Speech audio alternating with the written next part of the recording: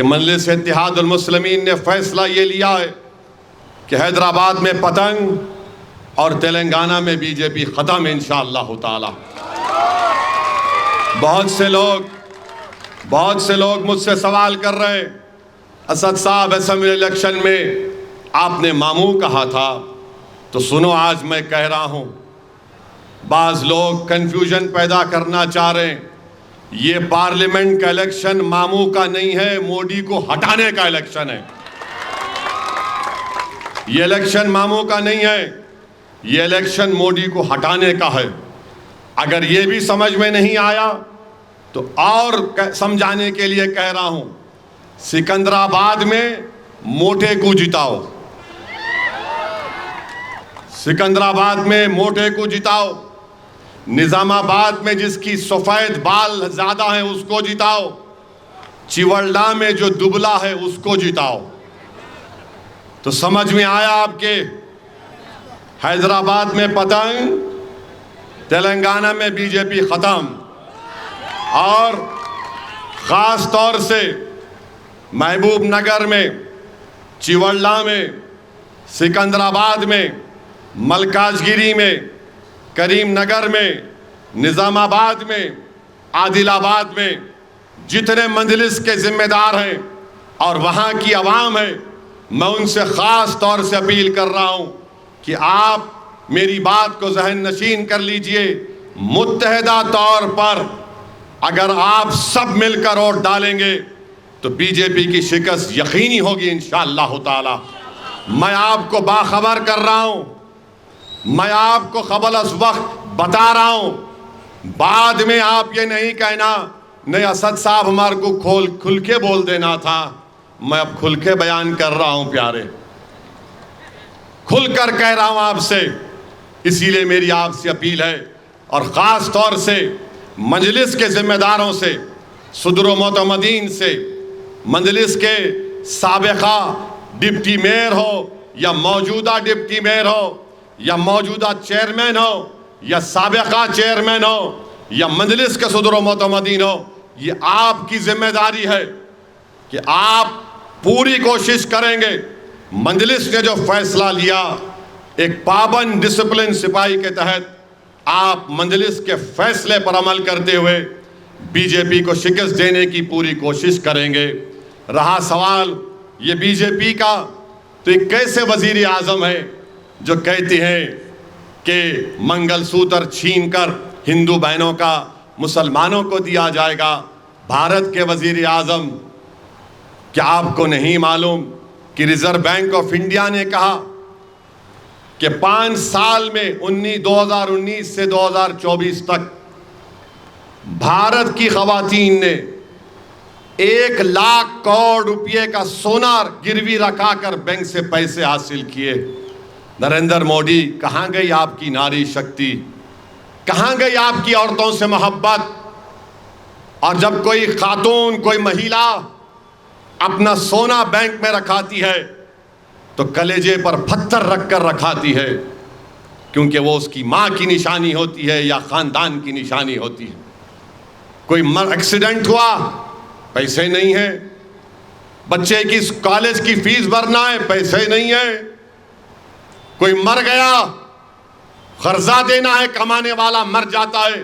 बताओ भारत के वज़ीर आज़म, आप तो कहते हैं ना कि मैं गरीबी से निकल कर आया, मैं चाय बेचता था, तो फिर ये गरीबों की तकलीफ क्यों तुम महसूस नहीं कर रहे हो वज़ीर आज़म मोदी? बल्कि सुनो, मैं हमारे हिंदू भाई बहन से कहना चाह रहा हूँ, दलितों से कहना चाह रहा हूँ, बैकवर्ड क्लास के जिम्मेदारों से कहना चाह रहा हूँ, 10 साल में नरेंद्र मोदी ने बैंकों से 6000 करोड़ का कर्जा अपने चाहने वालों को दिलाया। जो लोग मोदी को असदुद्दीन ओवैसी की नफरत की बुनियाद पर वोट दे रहे हैं, अरे पागलो, कभी तुम्हारे घर में भी तो झांक कर देख लो कि तुम्हारी बहन के पास नौकरी है या नहीं। कभी झांक कर देखो कि तुम्हारे बैंक में कितने पैसे आए। कभी झांक कर देख लो कि तुम्हारी माँ कितनी खुश है। तुमको अगर बीजेपी, आरएसएस, ओवैसी की नफरत दिलाती है तो तुम नफरत करो, मगर कभी अपने गिरेबान में भी तो झांक के देख ले प्यारे कि तूने क्या पाया 10 साल में। अगर तूने ये पाया कि मैंने ओवैसी की गाड़ी पर गोलियां चलाई, फिर से चला, मैं मरने को तैयार हूं, मगर ये तो बता कि मेरे मरने से तुझे जिंदगी मिलेगी, मेरे मरने से तुझे नौकरी मिलेगी, मस्जिद और मंदिर का झगड़ा करने से तेरी बहन के शादी का इंतजाम होगा? बताओ, यही तो बीजेपी कर रही है। इसीलिए हम आपसे अपील कर रहे हैं कि इन बातों पर गौर करिए। ये जो नफरत का सैलाब उठाने की मोदी कोशिश कर रहे हैं और जो भारत से मोहब्बत करते हैं, जो राष्ट्रवाद की बात करते हैं, नेशनलिज्म की, कौमियत की बात करते हैं, अरे तुम्हारा कैसी मोहब्बत है, क्या तुम्हारा नेशनलिज्म है कि 2000 स्क्वायर किलोमीटर पर चीन की फौज भारत की जमीन पर कब्जा करके बैठ गई और ये हमारे वजीर आजम उनको निकाल कर फेंकते भी नहीं है, बोलते तक भी नहीं है चीन के बारे में। 65 पेट्रोलिंग पॉइंट में से 25 पर हमारी फौज पेट्रोलिंग नहीं कर सकती। वो जो एक मशहूर पिक्चर आई थी एक्टर की, जिसमें एक तालाब, खूबसूरत तालाब दिखाया गया था, नरेंद्र मोदी मैं चैलेंज कर रहा हूं, मैं जाना चाहता हूं डेमचाक और उस तालाब को, आप चलो मेरे साथ, हम मीडिया के लोगों को ले जाकर दिखाएंगे कि चीन बैठा हुआ है वहां पर। हम अपनी जमीन को खो दिए 2000 स्क्वायर किलोमीटर की। चीन की बारे में बात करो तो नरेंद्र मोदी बोलेंगे ये एंटी नेशनल है, ये पाकिस्तानी है। अरे नरेंद्र मोदी और उनके चाहने वालों, पाकिस्तान का तुम नाम लेते हो, मगर तुम जितना पाकिस्तान का नाम लोगे तुम उतना भारत की तौहीन करोगे। पाकिस्तान इतना है, सिर्फ इतना है पाकिस्तान, भारत इतना है, इतना है भारत। अब आप बताओ कि 56 इंच का सीना रखने वाला वजीर आजम पाकिस्तान की मिसाल देता है। मोदी, अगर देश से मोहब्बत है तो चीन से मुकाबला करो, अमेरिका की तरक्की को बताओ ये तरक्की लेकर आएंगे, मगर खाली विकसित भारत, विश्वगुरु, 5 ट्रिलियन इकोनॉमी, चंद्रयान 3, ये सब चले गया। क्या आ गया एजेंडे में? मुसलमान खतरा है, जिहादी है। मोदी कह रहे हैं कि क्रिकेट मैच में रिजर्वेशन मिलेगा, मोदी कह रहे हैं कि रिजर्वेशन खतरा है। अरे वजीर आजम कितना झूठ बोलते हैं आप। तेलंगाना, आंध्रा में रिजर्वेशन मिल रहा है तो मजहब की बुनियाद पर नहीं, बल्कि PS कृष्णन थे, एक मशहूर एंथ्रोपोलॉजिस्ट थे, रिपोर्ट बनाई और कहा कि मुसलमानों में ये जो बरादरियां हैं इनको मिलेगा, ये बरादरियां इनको नहीं मिलेगा। क्यों आपको नफरत है? अगर एक गरीब ऑटो वाले मुसलमान का बच्चा डॉक्टर बन रहा है, मोदी जी आपको क्यों नफरत है? अमित शाह आपको अगर ठेला बंडी पर फ्रूट बेचने वाले की बेटी RDO बन रही है, क्यों आपको नफरत है कि पंचर की दुकान बनाने वाले का बेटा या बेटी JEE के इम्तिहान में क्वालिफाई कर रहे हैं? मेरे अजीज दोस्तों और बुजुर्गों, सिर्फ नफरत फैलाने का काम बीजेपी कर रही है।